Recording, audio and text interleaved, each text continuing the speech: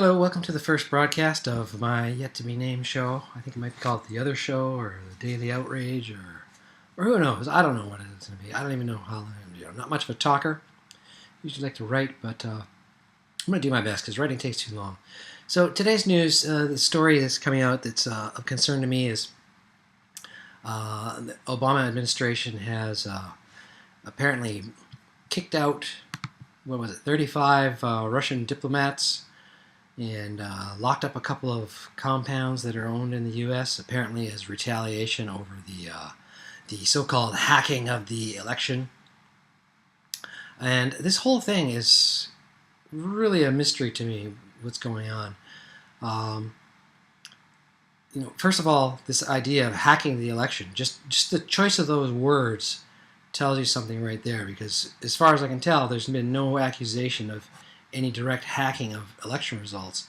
Basically, the complaint is that the DNC headquarters was targeted to acquire information that was embarrassing to certain officials within the Democratic Party, and that information was then leaked to WikiLeaks, which then somehow had an effect on the election. Now, whether or not that hacking activity or that information was gotten by Russia is certainly questionable, although I see that there's been an FBI and Department of Homeland Security report put out today. But basically, the only evidence in there is assertions that it appears that this was done by Russia. We believe it was done by Russia. Long on conclusion, short on process or evidence. So that's still highly questionable. WikiLeaks themselves, Julian Assange has specifically said that his sources were internal to the DNC and not state actors, in particular not Russia. Now, curiously, DNC staffer Seth Rich, a 27-year-old who was in charge of voter expansion for the Democrats, was murdered in July. And perhaps not coincidentally, WikiLeaks has offered a $20,000 reward for information in regards to his murder. So I take putting one and one together, it appears that Seth Rich was the likely source of the materials that came from the DNC and paid for it with his life. Now, Seth's parents obviously were quite upset about this, and they had been asking for information to be any information that anyone had to send that forward so that they could look into it. But more recently, they've changed their tune and become a little bit more silent. And what's become known since then is that Seth Rich's case has been assigned a public relations consultant by the name of Brad Bauman, who works for a Democrat crisis PR consultant, the Pastorum Group. And as a new spokesman for the now deceased Mr. Rich, he's doing everything he can to quash any of the rumors or investigation into ill-doing towards Mr. Rich. So this whole Russian hacking thing really is, you want to be a little bit conspiratorial about it, plays well into providing a distraction for what may or may not have happened to Mr. Seth Rich. And that's, to me, that seems to fit the evidence more than this story that, as President Obama put it, tying this Russian activity to the highest levels. I mean, really. Vladimir Putin's hacking into emails at the Democratic National Convention. That's the theory. That's supposed to be the real news here. I mean, let's get serious. And in terms of that information having had an effect on the election, well, what was the information that was hacked? Anybody? Any of my Democrat-leaning friends want to tell me how they were affected by this WikiLeaks information?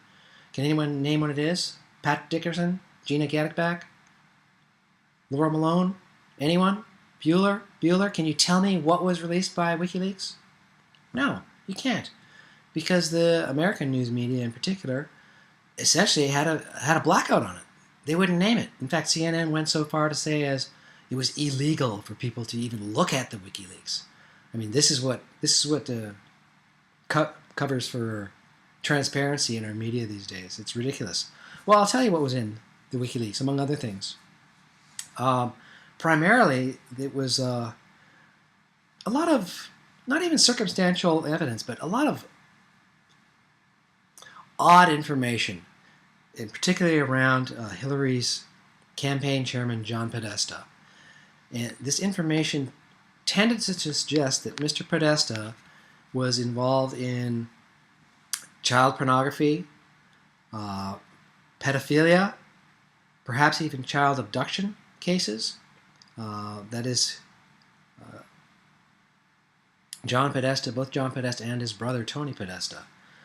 There's even evidence suggesting that they may have been involved in the abduction of a child actor in Portugal back in 2007. I can't remember the girl's name. Madeleine McCann, that's it.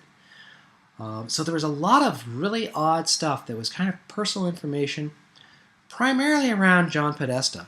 Not a whole lot that was specifically tied to Hillary Clinton, although there may have been items that I missed, but it was really some really odd stuff about John Podesta.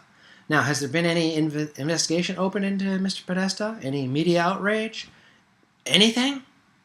Not that I've seen. I mean, you can find this stuff if you're actively searching for it, but if you're just passively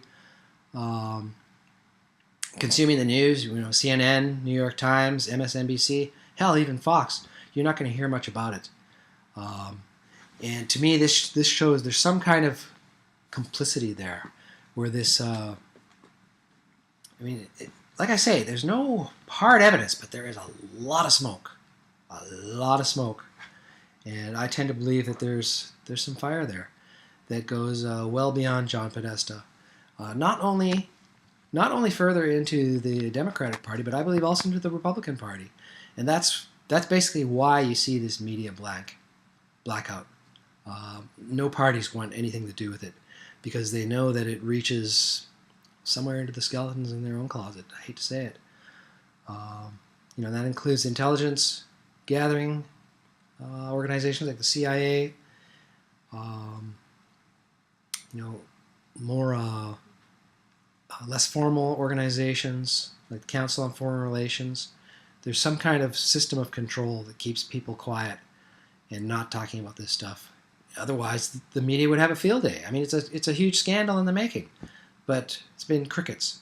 So, since no one knows dick all about this, saying that it was somehow hacking the election for information that no one really even heard of, is preposterous. The whole thing is preposterous. There's a massive anti-Russian contingent within the U.S. government, both parties, all intelligence agencies. There's a number of reasons for that, but probably gone beyond where it ought to go with today's topic. It's been enough rambling enough. But anyways, this whole thing, thankfully, as far as I can tell, most people don't seem to give a shit about this Russian hacking. They recognize that it's some kind of bogus story that's made up that doesn't affect their lives, which is largely true. Although the things that it's distracting from is where the effect is taking place. And all I can say is, thank God, we're almost through with the current administration, and we got the incoming guy. I know a lot of you hate Mr. Trump, but I'll tell you, at least one thing he's got going for him is he doesn't seem to have this belligerence towards Russia. We have even people within the Republican Party, like Paul Ryan, I see saying that Russia is not our friend and they're an enemy for global stability. I don't see how. I don't see how they're making these statements. It makes no sense. Russia is actively trying to combat ISIS, has reached out to NATO and the U.S. for assistance in doing so, and largely rebuked. There's just power plays behind the scenes over who's going to control what in the Middle East. And as far as I can tell, Russia's not actively seeking control. They're seeking some kind of stability, and that's what we ought to be for too. So let's hope that we could start getting some movement towards that direction, although it looks like the powers that be are throwing every goddamn chair in the way to try to fuck things up over this next week or so. But fingers crossed that all goes away and we can all start moving towards more peaceful resolution and friendly relationships with Russia and with everybody. And so anyways, that's today's rant and a report. Make of it what you will. Give me a comment. Tell me I'm an idiot if you want, or if I missed some information or misspoke. Hey, I'm always for learning some new stuff. So just let me know. And thanks a lot. Have a great day, and I'll try to do these more regularly.